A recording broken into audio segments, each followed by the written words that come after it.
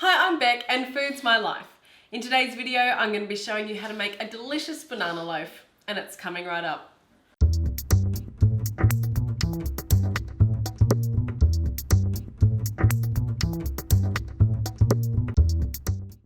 You know, there's just something I love about banana loaf in the cooler months, in winter time. In the afternoon when I need a cup of coffee and something a little bit sweet, I love nothing better than cutting a lovely thick piece of banana loaf that's nice and warm and then smothering it with some butter. It's just perfect comfort food. The best thing about this recipe is it's super simple to make. Let me show you how. In a large bowl, I add half a cup of softened butter, a teaspoon of vanilla extract, and 1 cup of caster sugar. Using my electric mixers, I cream these 3 ingredients together. Next, I add 2 beaten eggs and 3 mashed bananas. I combine these ingredients together. Next, I add 1.5 cups of sifted plain flour, along with half a teaspoon of salt and 1 teaspoon of baking soda.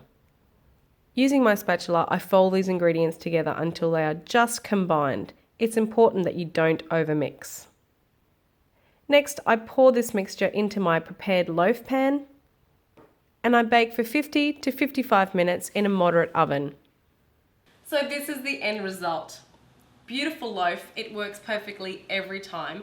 And the best part is my house now smells amazing.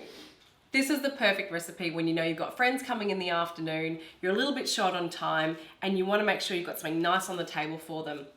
Pick this. Now, if you'd like to make my easy banana loaf, then what you need to do right now is head down to the description box below and find the link to my website. Once you're there, you can browse through all my different categories of food and find the recipe you're after.